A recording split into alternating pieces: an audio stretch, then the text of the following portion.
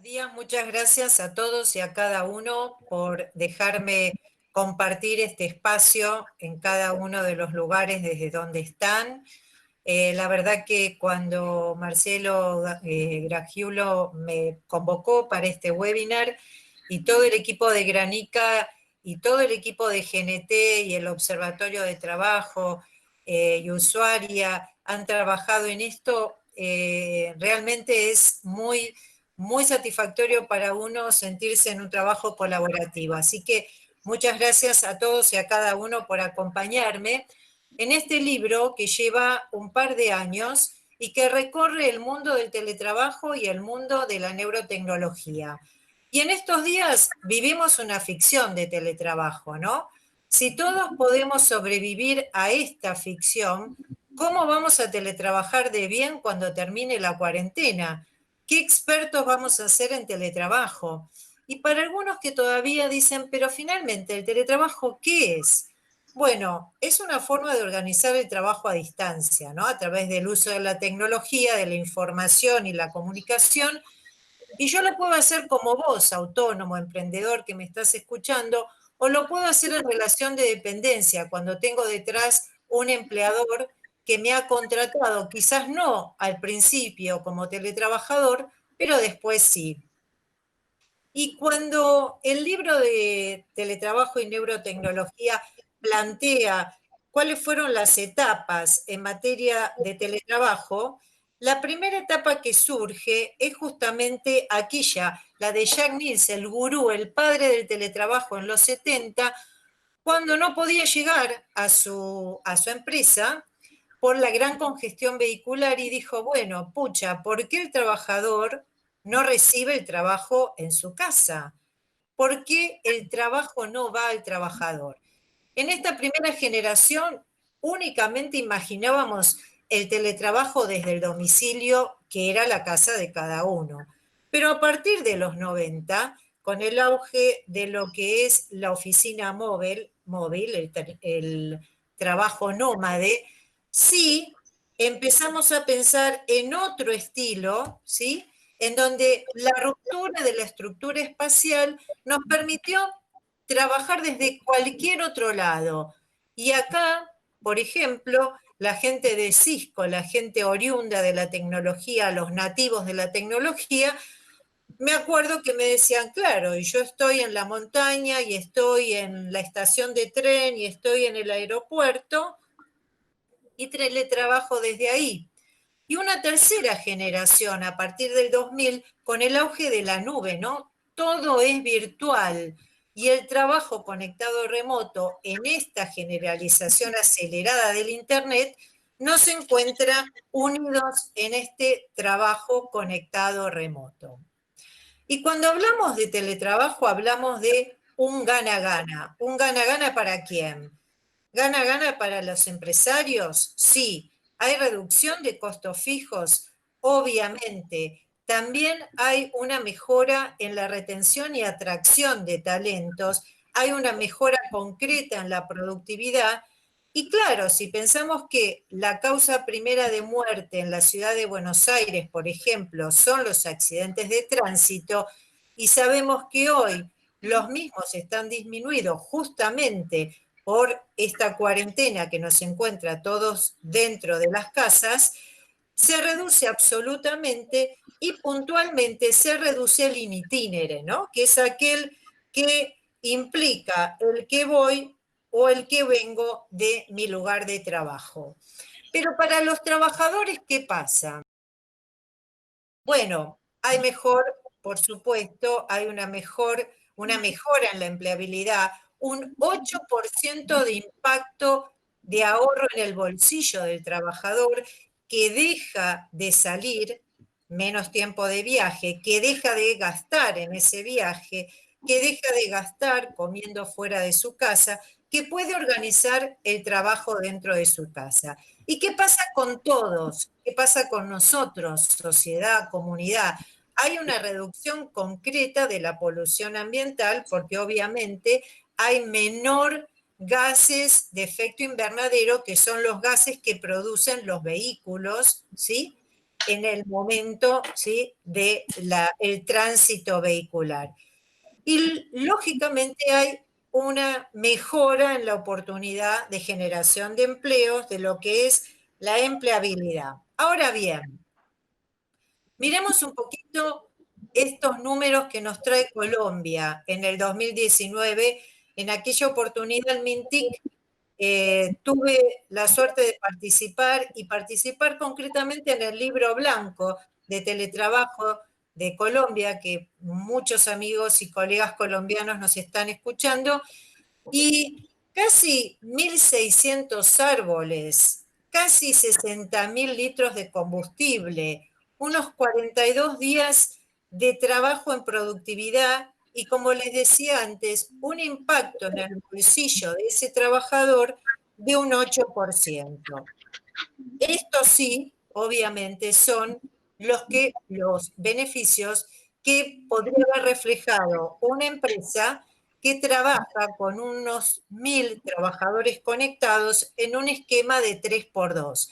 3 días presenciales, 2 días de teletrabajo en el año. Bien, y hablamos en el libro de Ediciones Gránica S.A. de la neurotecnología. ¿Y qué es esto de la neurotecnología? En general, siempre me caracterizo por buscar temas nuevos. Los que me conocen mucho saben que los desafíos siempre me pueden.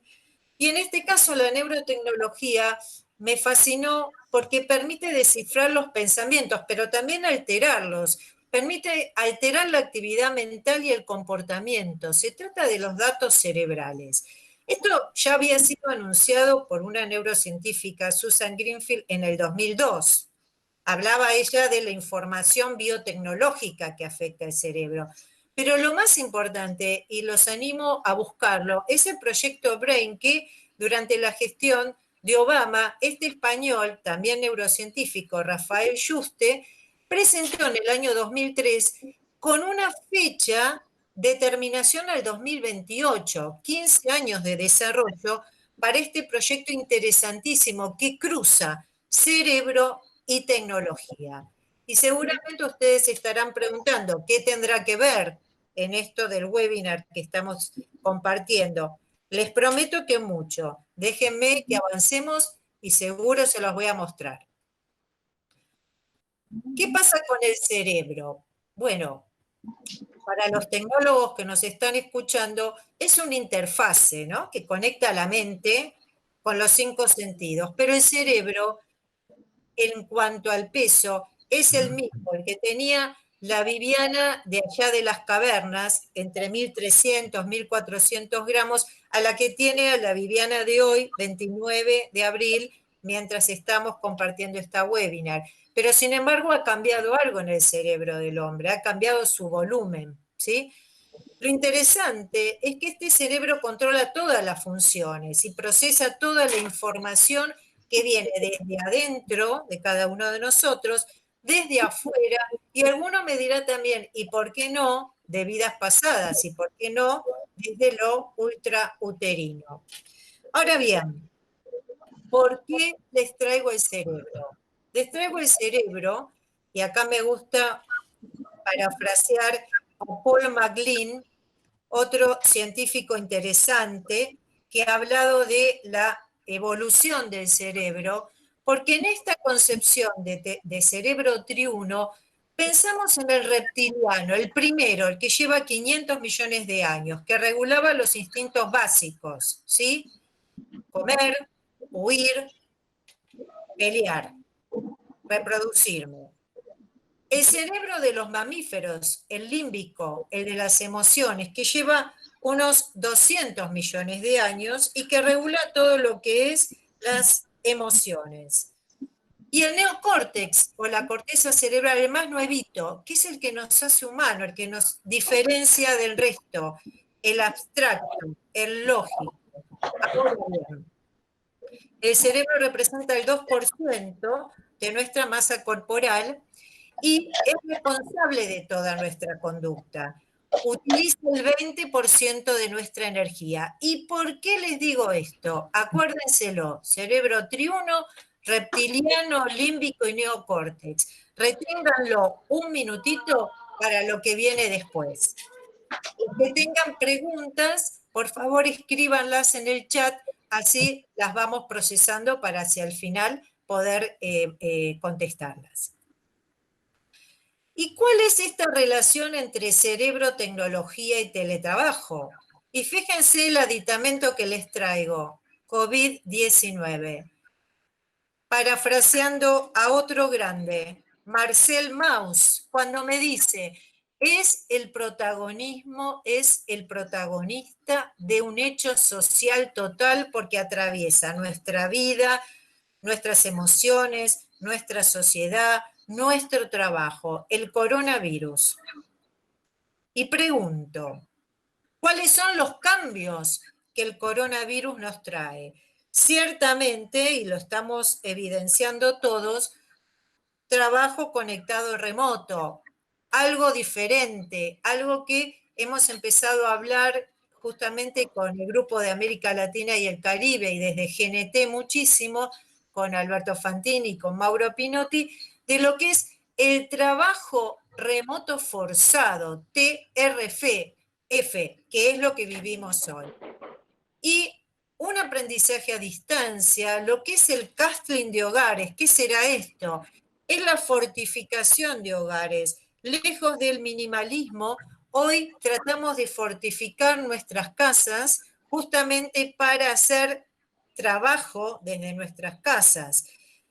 Presenciar desde la realidad virtual todo lo que es conciertos, óperas, teatros.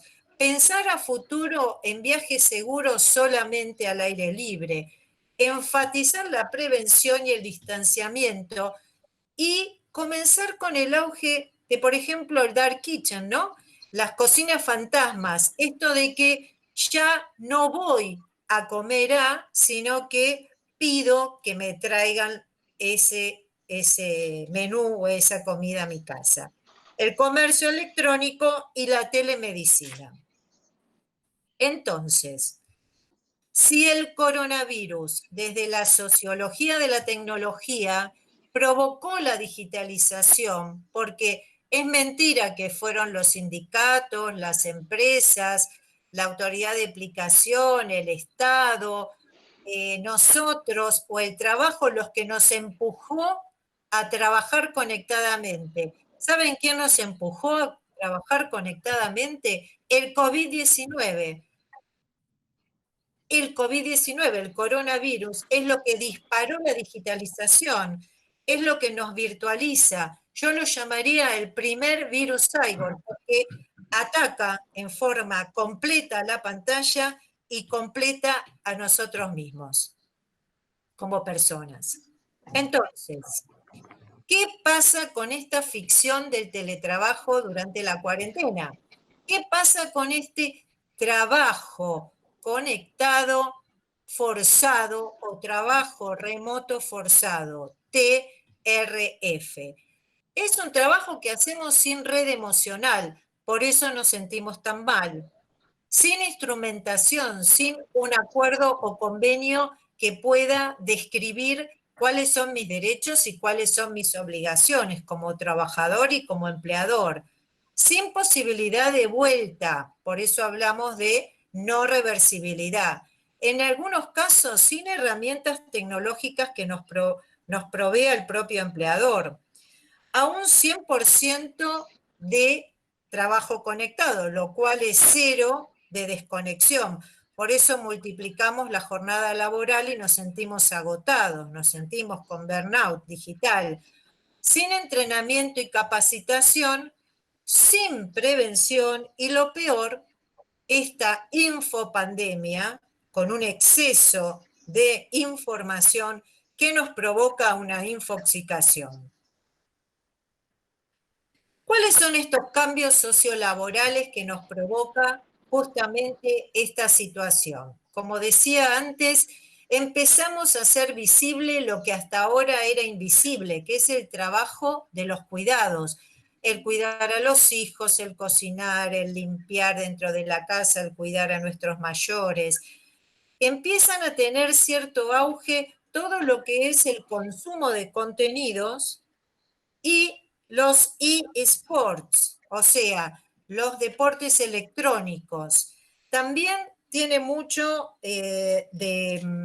digamos, de desarrollo lo que es la prevención y lo que es la provención. La tecnología ciertamente mejora la calidad de vida. Esto no tenemos ningún tipo de duda al respecto, pero sin embargo hay algunas sombras. Estas sombras tienen que ver con un efecto, el cual nosotros conocemos todos, que es el efecto Google. ¿Por qué? Porque obviamente lo que hace Internet es crear en nosotros una memoria fuera de nuestra memoria de trabajo. Vayamos recordando lo que hablamos del cerebro. Una memoria que se dice exogámica, porque está por afuera. Y nuevos modelos de sociabilización y educación, y lo estamos viviendo muy profundamente hoy, ¿no? Festejamos los cumpleaños por Internet, utilizando diferentes plataformas, nos estamos educando por Internet, nos estamos justamente comunicando solamente por medios tecnológicos. Y acá se abre una dicotomía interesante entre Nicholas Carr, que allá por el 2008 decía, Google nos vuelve cada vez más estúpidos, y este es el nombre de su artículo, ¿no? Contra lo que Betty Sparrow en la revista Science en el 2011 sostenía, diciendo, no, no, espera, yo no sé si nos vuelve más estúpidos, lo que nos permite es no recordar los números telefónicos, pero sí tener posibilidad de tener mayor espacio en nuestro cerebro para poder saber dónde buscar la información. Del otro modo, yo podía tener un recuerdo de muchos números telefónicos. Por ejemplo, todos nosotros, años atrás, nos acordábamos los números de teléfono de nuestros amigos, familiares, etc. Pero hoy no. ¿Por qué no? Porque sabemos dónde buscarlo. Entonces, en esta dicotomía entre sí y no la tecnología avanza, la neurotecnología aplica y la tecnología provoca en nuestro neocórtex, en nuestra corteza cerebral, adicción. Y hablamos de droga sin sustancia. ¿Por qué? Porque les propongo, el que está aburrido, que seguramente ninguno está aburrido porque no se excede todo lo que tenemos durante el día a día, pero seguramente un promedio de 150 veces miramos el celular por día. Y esto provoca que tengamos una dependencia psicológica de la tecnología, que interfiere en la vida de relación. 4 personas en un lugar, si alguno tiene prendido el micrófono, le pido por favor si me lo apaga para poder seguir charlando y no interferir. Gracias. Si uno, por ejemplo, ve, cuando teníamos la posibilidad de ir a un restaurante, veíamos una familia, 4, una pareja, 2, 6 personas, todas con sus celulares, comunicándose vía su celular y no comunicándose en forma presencial. Es decir, yo pierdo el control. Por eso hablamos de una droga sin sustancia que provoca adicción. ¿Por qué? ¿Se acuerdan de el cerebro? Hablamos del reptiliano, mamífero y el neocórtex. Bueno, justamente la droga enciende, la tecnología, el sistema de recompensa. Y yo quiero ya acordarme de quién trabajaba en la serie de Netflix de poco ortodoxa, quiero ya recordar las personas que estuvieron en una fiesta que hicimos hace un año, quiero ya, enciende el sistema de placer. ¿Y esto qué libera de parte de mi cerebro? Una hormona, un neurotransmisor, que es un neurotransmisor de placer, que es la dopamina, la noradrenalina. Es la misma hormona que se segrega mi cerebro cuando yo estoy eufórica, ¿no? Cuando yo estoy contenta, cuando estoy encendida. Y como justamente me provoca euforia, yo trato de repetirlo. Y ahí el proceso de la adicción. Entonces, se remodelan mis circuitos neuronales, se altera la conducta y mi pensamiento, y se alteran dos cosas. Ahí voy al cerebro. Recuerden, el cerebro reptiliano, este sistema homeostático, que era justamente lo equilibrado, el equilibrio interno de cada uno de nosotros. Y el límbico, que como vimos antes, era el de las emociones. O sea, que frente a nosotros tenemos algunas consecuencias del mal uso de la tecnología. ¿Cuáles son? Y acá va la diferencia. Nosotros en cuarentena vivimos un distanciamiento social, pero no un aislamiento. ¿Saben por qué? Porque el distanciamiento es de carácter voluntario. Yo me doy cuenta que tengo que distanciarme. En el aislamiento, que es el que provoca el mal uso de las TIC, de la tecnología, se produce involuntariamente. Yo involuntariamente me voy aislando emocional y socialmente.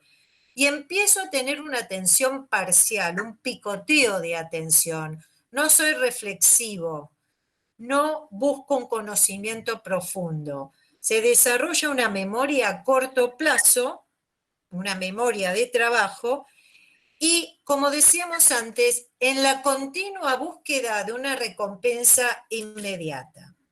Y esto provoca dolencias. Algunas de estas dolencias son el no mobile phone fobia, que es esa fobia que siento, es una tecnofobia, por haberme olvidado el celular. ¿Cuántos de nosotros hemos vuelto a las casas para buscar el celular? No podemos estar sin la conexión. Lesiones por movimientos repetitivos, el túnel carpiano por el uso del mouse, el text neck, que es cuando se te desalinean la segunda y tercera vértebra por estar justamente en el movimiento del cuello hacia abajo, de tanto mirar el celular. La tensión ocular, traducida en justamente sequedad ocular, vista nublada, queratitis, la deshidratación de la piel, especialmente con aquellos, y voy a los chicos especialmente que utilizan las PlayStation, es justamente esto que provoca el continuo contacto de la piel con ese dispositivo informático. El síndrome de la vibración fantasma, siento que vibra mi celular y resulta que ni siquiera lo traje. 1 cada 4 personas, dicho por la Organización Mundial de la Salud, sufre trastornos de conducta, trastornos neurológicos ocasionados por la tecnología. El insomnio, y como decíamos antes, el tecnoestrés y la tecnoadicción, que provocan en cada uno de nosotros el síndrome de las 3 I: irritabilidad, no me soporto; impaciencia, estoy con una mezcla de ansiedad y de miedo; e insomnio, ¿sí? Ahora bien, ¿cómo prevenir este mal uso de la tecnología?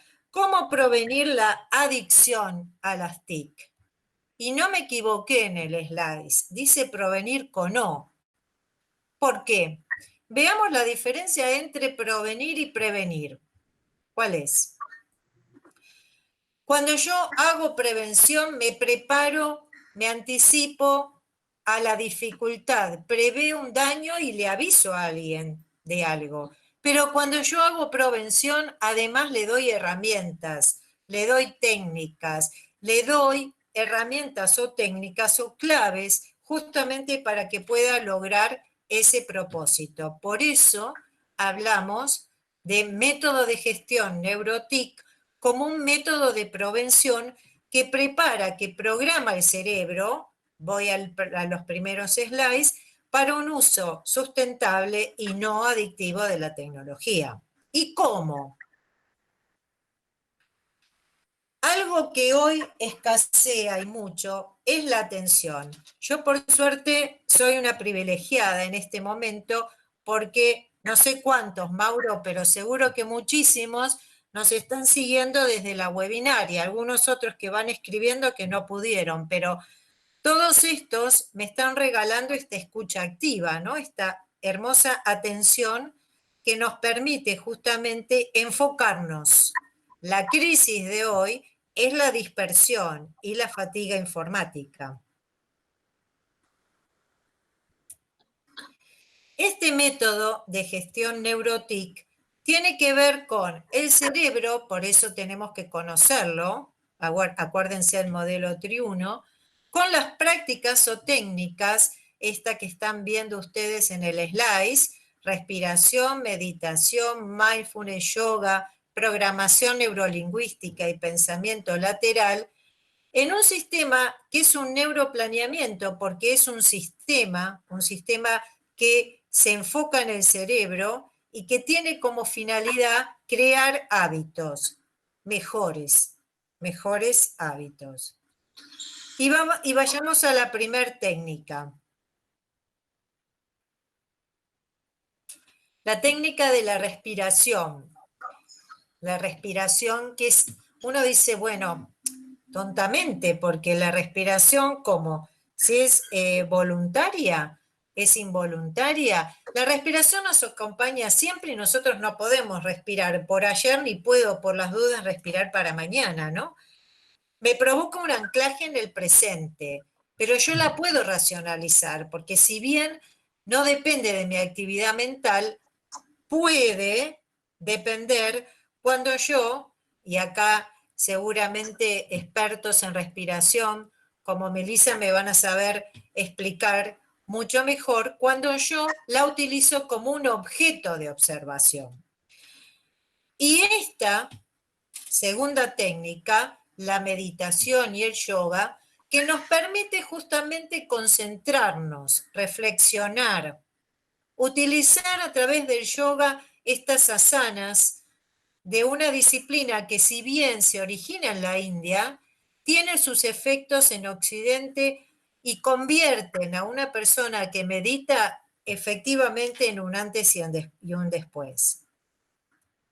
El mindfulness, cuyo creador John Kabat-Zinn la introdujo en Occidente, con 3 apostolados que tienen que ver con las 3 A, ¿no?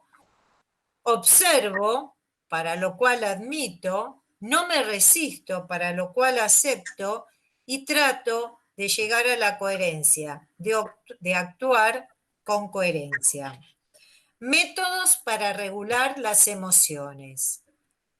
La programación neurolingüística, herramienta esencial de muchos de los negociadores que están escuchando este webinar, una estrategia obviamente de comunicación que permite o me permite comunicarme con los demás, pero también con uno mismo. ¿Por qué? Porque se basa en los sistemas representacionales que todos tenemos y que básicamente son 3. Cada uno por ahí tiene un mayor porcentaje de uno o del otro, pero lo más importante es poder reconocerlos, saber cuando alguien es visual, cuando alguien es auditivo o alguien es kinestésico, y poder calibrar, reconocer y luego entrenarme para poder trabajar y llegar y mejorar la comunicación, que en tiempos de trabajo conectado remoto es un desafío mucho mayor. Y por último, el pensamiento lateral de Edward de Bono, aquí lo parafraseo, que tiene el maravilloso logro de decirme que la vida no es blanco y negro y que los grises vienen muy bien para poder reestructurar estos modelos de pensamiento.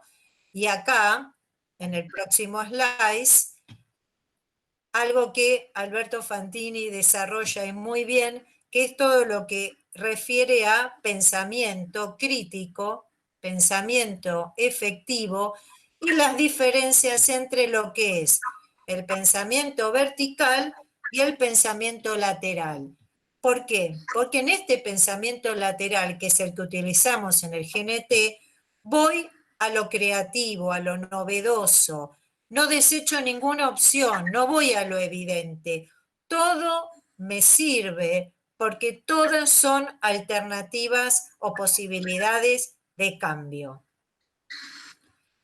Estas técnicas o herramientas o claves están sumadas a lo que serían los ejercicios físicos que yo debo tener a mano y relajación justamente para no estar intoxicada de tecnología. Y a estos ejercicios físicos y a las técnicas que mencionaba, sumarle la posibilidad de desconectarme. ¿Por qué? Porque no son fórmulas mágicas, son prácticas. Son prácticas para humanizar la tecnología, para gestionar las emociones, para conocer mi cerebro y para mejorar las competencias laborales. Y estas prácticas, estas técnicas, requieren de capacitación y entrenamiento. Por eso, desde GNT, Mentoría Neurodigital, insistimos con la capacitación. El teletrabajo se hace seguro si me entreno, si me capacito, si logro un empoderamiento, si logro que todos los que están compartiendo esta webinar hoy con nosotros se llevan algo. Esto es aprendizaje generativo. Y justamente la desconexión y la desintoxicación digital, el poder crear y mejorar esos atajos mentales, esos heurísticos, es lo que me permite utilizar la tecnología con inteligencia. ¿Y en dónde lo veo reflejado? En el teletrabajo seguro, porque el teletrabajo seguro es una modalidad laboral, no es un beneficio que hoy me dan o mañana me sacan. Todos aquellos que hemos hecho o hemos participado de esta peor versión del teletrabajo, estamos listos para trabajar en la mejor, con voluntariedad, con certeza jurídica, con planeamiento puertas adentro, que significa poder coordinar con el resto de mi familia cuándo, qué lugar, desde dónde, con un formato mixto. Necesito lo presencial, necesito una jornada de distribución de teletrabajo que implique 2 días de teletrabajo o 3 días de teletrabajo y otros 2 presencial, que me permitan lograr esta palabrita que está tan de moda hoy, la serendipia, que es el lograr ese hallazgo, esto que me hace diferente, esa luz que se prende en lo que hace a la creatividad, con el uso de lo que es el referencial número 22 para las empresas, que es justamente la posibilidad de certificar buenas prácticas en trabajo conectado remoto a través de este referencial que les mencionaba y que ahora enseguida vuelvo, que es el referencial 22. O sea, para ir terminando, ¿cuál es el perfil adecuado del teletrabajador? ¿Qué características tiene que tener un teletrabajador?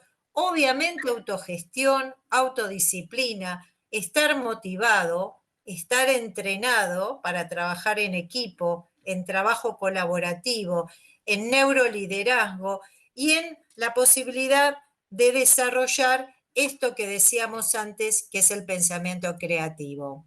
O sea, en todos los aspectos que hacen a la ergonomía del teletrabajo, voy a tener que tener en cuenta cuáles son los requisitos, las condiciones ambientales, los riesgos que esta tarea me provoca, que son muchos, los vimos cuando hablábamos de las consecuencias del mal uso de la tecnología. Y esto, como les decía antes, unido al referencial 22, que es no tenemos ley de teletrabajo, tenemos solamente un referencial, una norma que nació en diciembre del año pasado, que nos permite certificar un sistema de gestión que nos permite certificar el trabajo conectado remoto. O sea,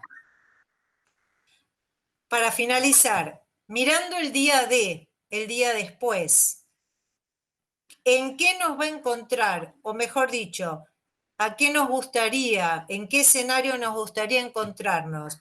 En con neuroliderazgo, con teletrabajo seguro, con convivencia intergeneracional, baby boomer, generación Y, generación X, generación Z, un nuevo sindicalismo como hace Objet, como hace SUPE, apostando a cláusulas de teletrabajo dentro de los convenios colectivos, con inteligencia emocional, con la posibilidad de atraer talentos en pensamiento crítico, con un método para poder gestionar ese mal uso de la tecnología en organizaciones que cada vez son más líquidas, que cada vez son más horizontales. Cambió la forma de relacionarme y yo tengo que estar adaptado a este cambio. Muchas gracias a todos por la extraordinaria escucha activa que me propiciaron. Muchas gracias. Muchas gracias a todos, como lo dice la doctora Viviana Laura Díaz. Y cuántos desafíos nos deja a los hombres del trabajo, ¿no? Cuántos desafíos tenemos los líderes de hoy de ser proactivos, de adaptar a nuestras organizaciones a los nuevos tiempos, empoderar a los directivos de recursos humanos, volver a instalar en forma cultural y permanente la negociación colectiva, protocolos, muchos desafíos tenemos por delante. Pero bueno, ahora muchas gracias, Viviana, por todos estos aportes. La verdad que tu dedicación y tu ahínco en siempre abrazar esta bandera de esta modalidad de trabajo sana, segura, requerible, es la verdad muy importante para la Argentina y para el mundo del trabajo en sí. Así que ahora vamos a presentar a quien va a hacer las preguntas. Van a estar coordinadas por un especialista también en el tema de talento humano, abogado, asesor y consultor de empresas, temas de relaciones del trabajo, recursos humanos, en temas de trabajo conectado remoto. Alberto Fantini elaboró el Manual de Buenas Prácticas en el Teletrabajo y el Programa de Certificación de Buenas Prácticas para Empresa para la Oficina de la Organización Internacional del Trabajo en la República Argentina. Es cofundador y director en el área de recursos humanos de GNT, Mentoría Neurodigital. Toma la palabra el doctor Alberto Fantini para que las preguntas que ustedes nos hicieron llegar puedan ser contestadas, pero también vamos a estar conectados en forma particular para, en forma personal, aclararle esas dudas, esos requerimientos, esos aportes que ustedes tienen que nos han brindado en el día de hoy. Alberto, te dejo la palabra. Muchas gracias, Juan Domingo. Buenas tardes y muchas gracias a todos los participantes. Viviana, hay una serie de preguntas que han formulado. Voy a iniciar con una pregunta de Alberto Chapiro, que consulta si sigue siendo Colombia el país que tiene la mejor legislación sobre teletrabajo. Bueno, diría que, mira, es buena la pregunta. Colombia es una de las mejores legislaciones, sí. Hay algún temita ahí no resuelto con lo que es teletrabajo transfronterizo. Vos sabés que una persona que es colombiana que quiera teletrabajar hacia afuera tiene graves problemas porque no es aceptado el teletrabajo transfronterizo. Y esto no es un dato menor para una modalidad que transcurre a distancia y que nosotros lo hemos incluido en el proyecto de teletrabajo y que lo estamos incluyendo en el proyecto que estamos trabajando desde GNT y desde el observatorio actualmente para teletrabajo en relación de dependencia. Sigo con una pregunta que formula Débora Sosa. Viviana, ¿cómo crees que las empresas deben mantener la red emocional de sus empleados? dentro de la cultura organizacional? Buena pregunta. A ver, en primer lugar te diría, es importante que las empresas quieran mantener la red emocional de sus trabajadores y que se entienda que es absolutamente necesario. Yo creo que cuando el hecho de conjugar el cerebro no aplica a una moda. Las neurociencias fueron de moda hace 10 años, la era de las neurociencias, pero sin embargo uno lo tiene que tomar como un input absolutamente necesario. Sin contención emocional no somos nada. Si no humanizamos la tecnología no podemos trabajar. Y estas jornadas interminables sin derecho a la desconexión es absolutamente imposible. Creo que el paradigma y el cambio que se da es justamente entenderlo. Las empresas que entrenen y capaciten en todo lo que es gestión emocional. Nosotros apostamos con Mauro, con Alberto, al método GNT, es lo que hace la diferencia. Sigo con una pregunta de Agustín Rabadán, que pregunta cuáles serían los ejes o las competencias para capacitar en teletrabajo. Bueno, ¿por qué no lo contás vos, Alberto, que es tu especialidad? Gracias, muy amable. Nosotros en esta línea creemos que hay una serie de competencias que afinar en materia de teletrabajo en relación a lo que es trabajo presencial. Es evidente que liderar remotamente es distinto, hay que lidiar con una serie de problemas que probablemente no se producen en materia de presencial. Tenemos el caso muy típico de la comunicación. En un caso de una empresa con ubicaciones en distintas provincias o en distintos países o con distintos usos horarios, creo que eso es necesario preparar muy afinadamente. La comunicación presencial refleja nuestros gestos, refleja nuestro tono de voz, nuestra cadencia en la voz. Muchas veces cuando esto lo hacemos en forma escrita, a través de un correo electrónico o a través de un WhatsApp o un mensaje, evidentemente cambia. Entonces hay que prepararse para algunas competencias mucho más que para otras en materia de teletrabajo.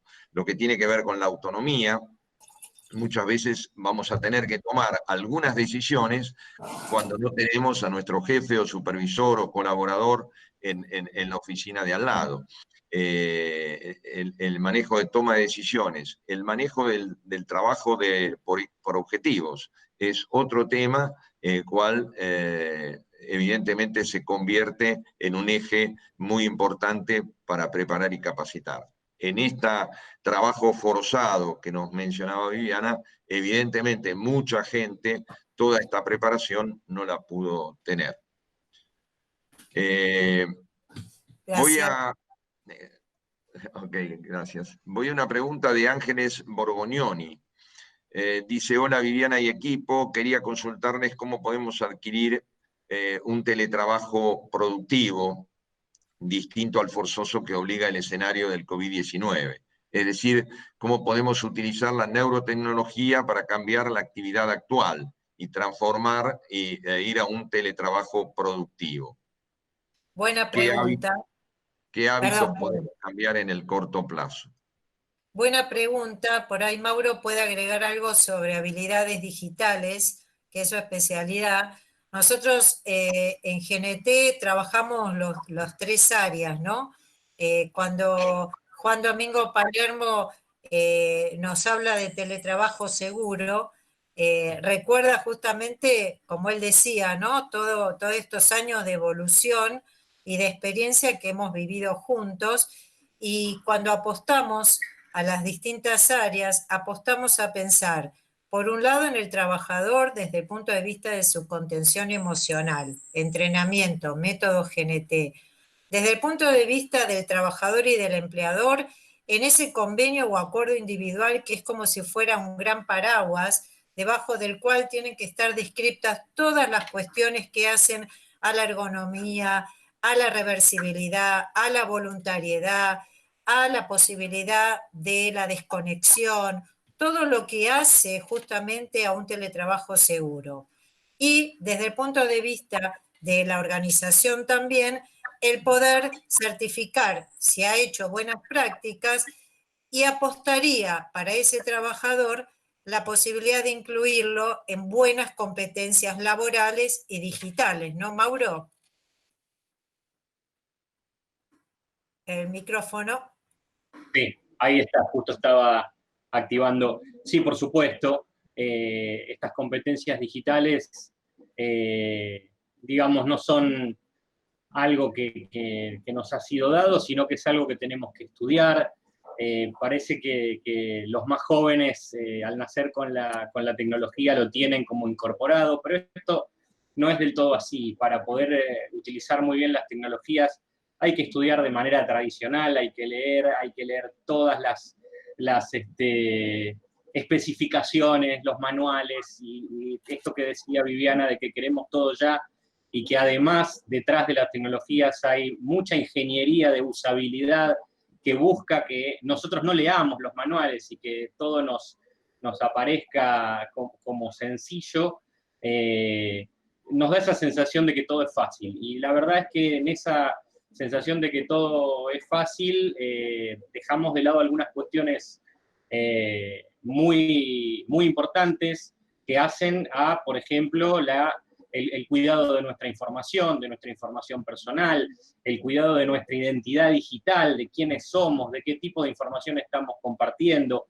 con quién la estamos compartiendo, quiénes son los dueños de las herramientas que estamos utilizando, cuáles son los intereses de las personas que nos ofrecen en los ámbitos digitales herramientas que nos aparecen como gratuitas. Todos sabemos que lo gratuito no existe, digamos que en el fondo siempre hay alguien que detrás de una herramienta que se ofrece en forma gratis hay un interés. Bueno, sabemos bien de cuál es el interés de aquellos que están atrás de las herramientas. Todas esas cuestiones que por ahí son tanto técnicas como humanas, son parte de la competencia digital de participar en estos ámbitos que además necesitamos que sean seguros. Y esa seguridad la tenemos, somos la primera barrera hoy de nuestra propia seguridad, porque no podemos contar con ningún Estado ni nadie que nos cuide frente a la amenaza digital. Nos entra directamente a la computadora, nos entra directamente al celular, y ahí no tenemos ningún vigilante que nos esté cuidando, salvo alguna aplicación que nosotros mismos hayamos instalado. Es un elemento, esta seguridad o esta ciberseguridad, que nos tiene que ser dada también por nuestros empleadores. Así que, bueno, dentro de esta ficción de teletrabajo, eso tampoco lo hemos podido tener. Y hoy, bueno, estamos solos y sueltos, cada uno conectado desde sus unidades, sin ningún control desde nuestros jefes por ahí que nos están pidiendo que trabajemos sí o sí porque no tenemos otra opción. Así que bueno, ese es el panorama. Ok, gracias. Gracias, Mauro. Gracias, Mauro. Voy a una pregunta de Agustín Rabadán. Quisiera consultar si los organismos o empresas en la Argentina pueden convenir con los trabajadores o el gremio para poder aplicar teletrabajo y luego ratificarse en el Ministerio de Trabajo. ¿Cuáles serían los beneficios? No necesitan, ok, Agustín, y además me gusta ahí, te estuve leyendo en el final de las preguntas, algunas también interesantes sobre la aplicación de la resolución de la superintendencia. Después, si hay tiempo, la decimos, si no, por supuesto, las podemos contestar vía mail cuando les pasemos el mail. Sonido.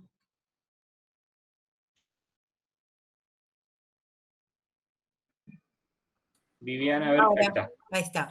Sí, no se escuchaba. Ahora sí. No, decía que había algunas preguntas interesantes también sobre la aplicación de la resolución de la superintendencia, que si hay tiempo las contestamos, si no después se las mandamos. Pero volviendo a la pregunta de Agustín, no necesito homologar ningún convenio ante la autoridad de aplicación. ¿Por qué? Porque el teletrabajo es una modalidad y no es un beneficio.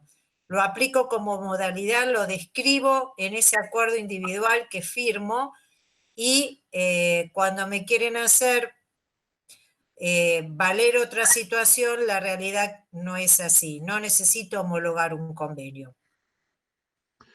Una consulta de secretario técnico de la consultora PAM.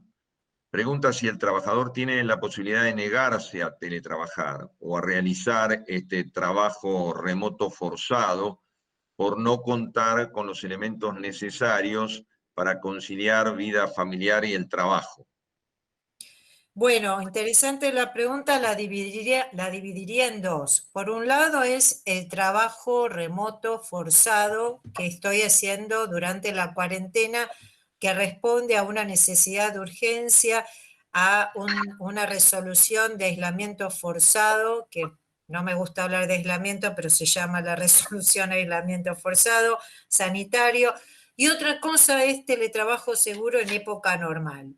Nadie puede ser obligado a teletrabajar, el teletrabajo es voluntario, ni tampoco una organización puede ser obligada a aplicar teletrabajo.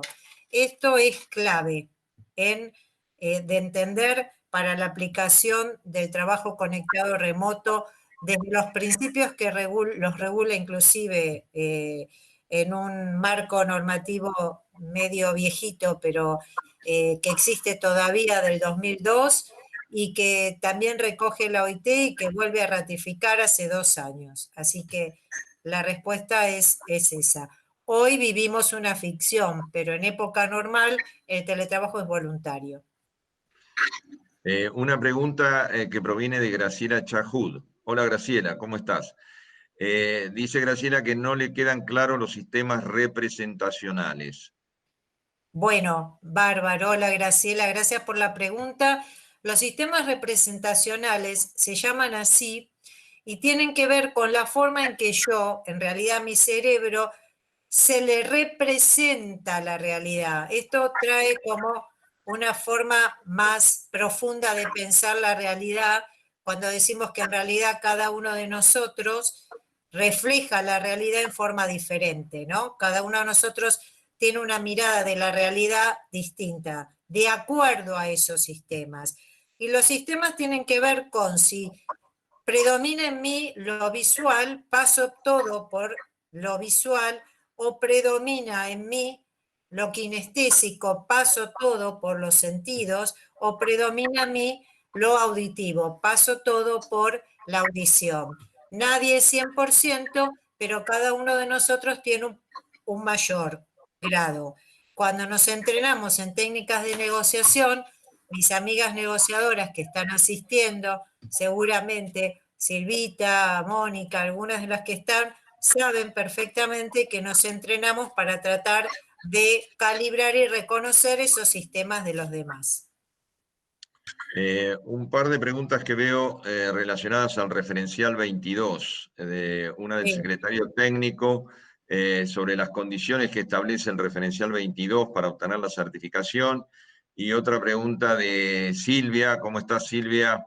Que consulta cómo obtener la certificación del referencial 22. Bueno, te las dejo a vos, Alberto. Bueno, muchas gracias. El referencial IRAM Usuaria, que salió ahora en pasado diciembre del 2019, establece una serie de requisitos. Es decir, tiene toda una metodología para poder certificar bajo ese referencial. Es evidente que un sistema de gestión en el fondo es una actividad ordenada y coordinada. Es por eso que el referencial lo que prevé como primera instancia es una serie de prácticas a pensar en la implementación del trabajo conectado remoto en la organización a partir de una estrategia. Y partiendo de esa estrategia, una planificación, la elaboración de una política de trabajo remoto, de trabajo o de teletrabajo, y al mismo tiempo una serie de exigencias que aseguren la legalidad de todas las medidas que se están adoptando en el proceso de trabajo conectado remoto. Todo esto, a exigencia del referencial, debe estar documentado. Documentado puede ser papel, puede ser digital, pero que quede documentado. Entonces, cuando una organización está en condiciones de, o tiene implementado la modalidad de forma tal, solicita una especie de evaluación, se le hace una consultoría, evaluando si cumple con todas las exigencias que establece el referencial, y una vez pasada esta consultoría, se convoca a IRAM para que audite si efectivamente cumple con las condiciones. Si la auditoría que realiza IRAM, que dependerá obviamente del tamaño de la organización, es efectiva y cumple con estas condiciones, no hay ningún tipo de rechazo, se le otorga la certificación. Y esta certificación tiene una validez anual, donde se vuelve a auditar para ver si han habido o no modificaciones en el proceso. Bárbaro, gracias. Claro, muy claro. Sigo con pregunta Agustina Rodríguez si el referencial es el manual de buenas prácticas. Sí, son dos cosas distintas. El referencial, perdón Viviana que conteste, sí. Pero es un documento de IRAM y usuaria que salió ahora en diciembre del 19. El manual de buenas prácticas se elaboró por allá por el 2011, 2012, es un manual que tuve la satisfacción de realizar para la gente de la OIT y del Ministerio de Trabajo de la Nación, el referencial ha tomado algunas referencias de ese manual de buenas prácticas, pero han pasado 8 o 9 años del manual de buenas prácticas, o sea que hay algunas cosas que son absolutamente diferentes. Estoy mirando si hay alguna otra pregunta. Hacemos un par de preguntas últimas y cerramos así, no les tomamos tanto tiempo. Acá hay una pregunta de Agustina Rodríguez sobre el teletrabajo offshore. La empresa empleadora se somete a la legislación del lugar del trabajador, dice. Bueno, esto es lo que hablamos antes de teletrabajo transfronterizo, ¿no? En general les diría que si en nuestro proyecto de ley, en lo que estamos trabajando actualmente, tiene que ver la aplicación de la ley que será más favorable para el trabajador, que como todos los juristas u operadores de la justicia que nos están escuchando, sabemos que va a ser la ley argentina. Así que desde esa perspectiva, obviamente va a ser así. Susana Mainardi pregunta si, como en Argentina no tenemos ley de teletrabajo, las empresas pueden indicar pautas en los reglamentos de trabajo.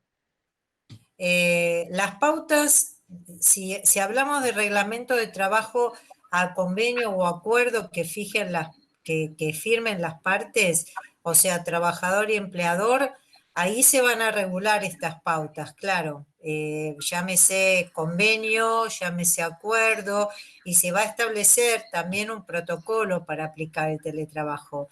Desde esa perspectiva, sí.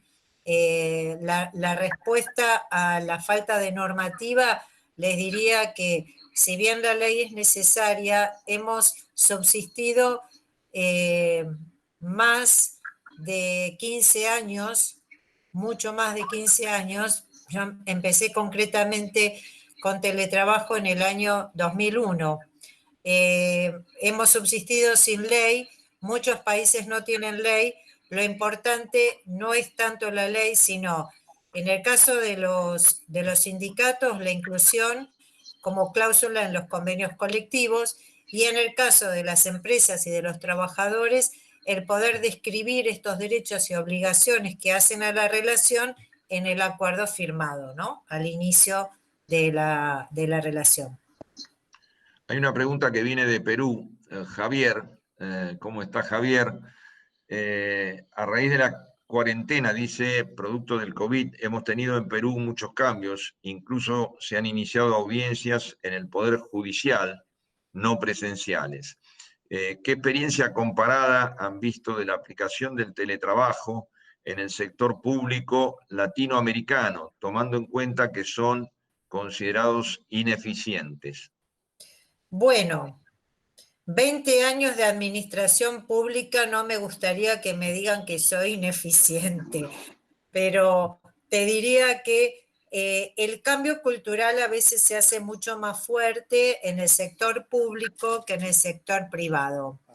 Y esto, te diría, en la gestión del Ministerio de Trabajo, donde me tocó intervenir primero como coordinadora y después como directora de trabajo virtual, definitivamente logramos incluir programas de teletrabajo en el Ministerio, en la Sindicatura de la Nación, hubo un programa en el INTI, hubo un programa en lo que fue el Ministerio de Economía, hubo programas para personas con discapacidad, hubo programas para mujeres en estado de excedencia, y en todos ellos, en el sector privado, a través de un programa macro que se llamó PROPET, lo que logramos es mejorar la empleabilidad y además les dimos posibilidad de crédito fiscal a esas empresas y reducción en los aportes patronales para que puedan tomar teletrabajadores. Con lo cual,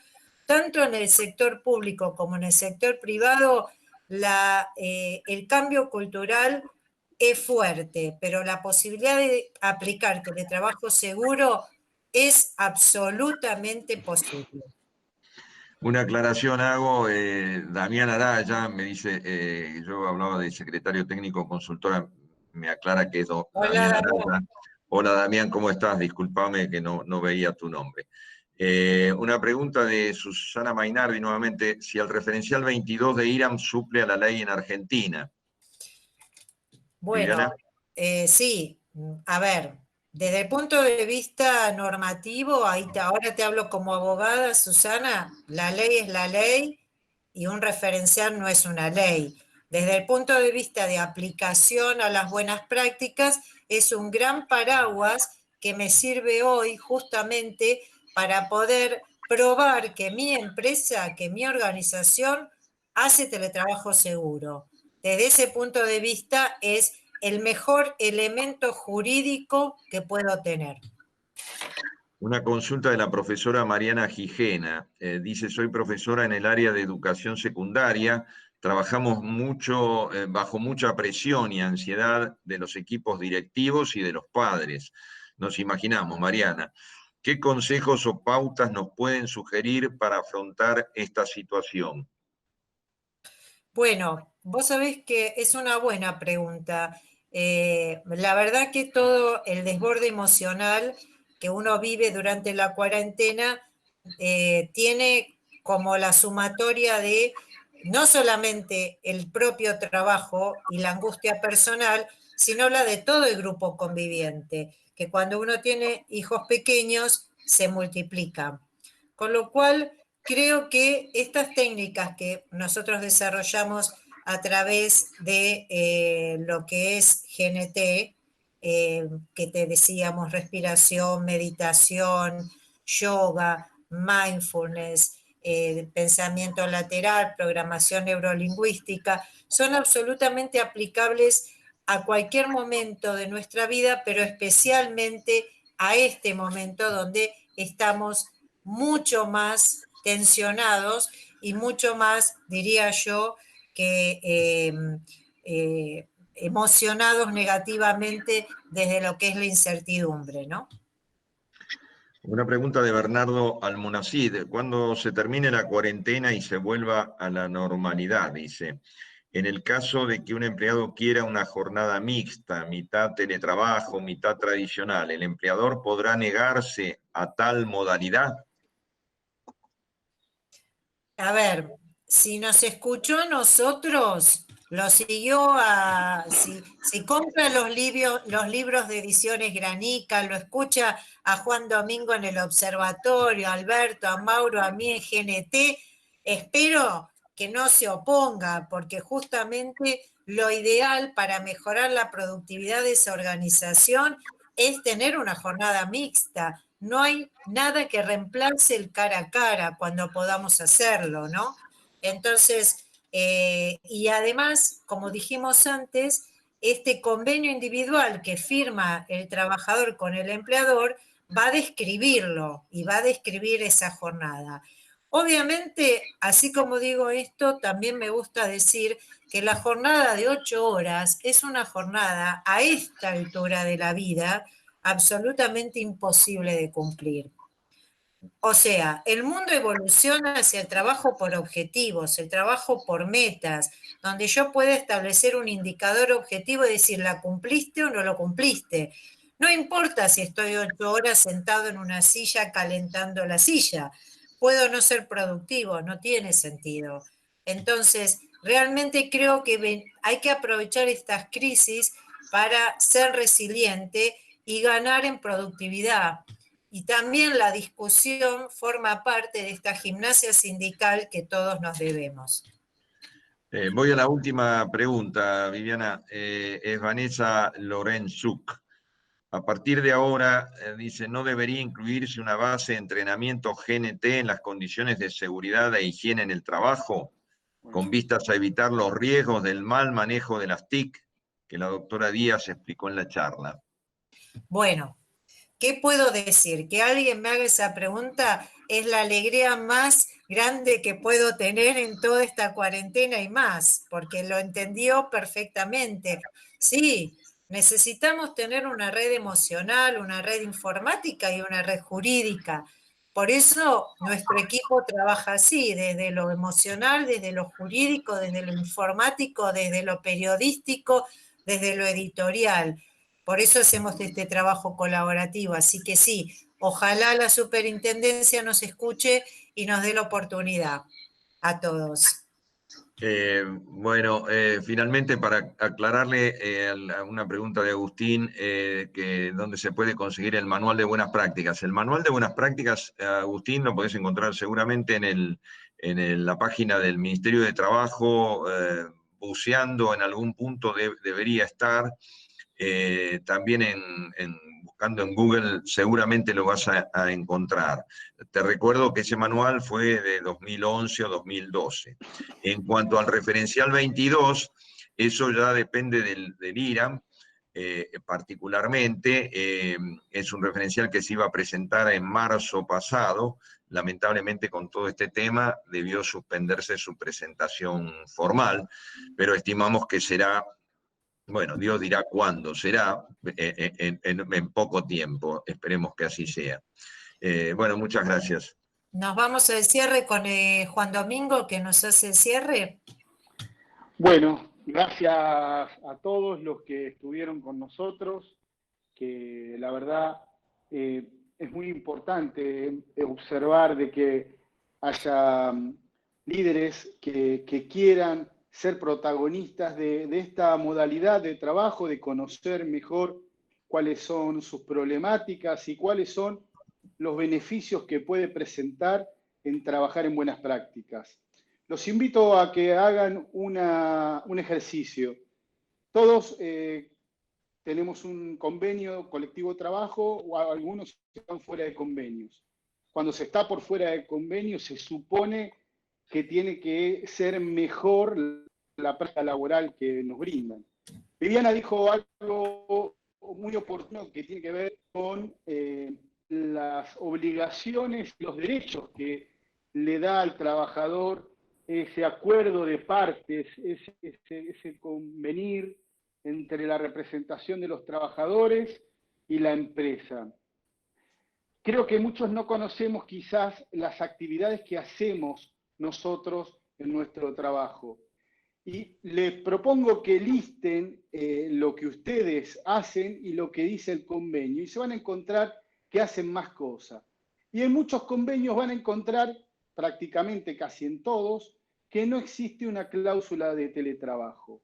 Y los invito a los directores de recursos humanos, a los sindicatos, a los gerentes de seguridad e higiene, a los CEOs de las organizaciones, a que trabajemos a través de ese referencial 22 como un punto de encuentro para empezar a poner en los convenios colectivos de trabajo, en lo que respecta a la Argentina, Latinoamérica, el teletrabajo seguro, con toda esta casuística que tiene los trabajos que viene realizando la doctora hace 20 años en la función pública, en el orden internacional, con sus publicaciones y con sus investigaciones, que hacen a un contexto no solamente del cuidado de la persona, sino que tiene que ver con el cuidado de la organización, con el cuidado de la vida, que es lo que hoy nos cita el mundo de este presente.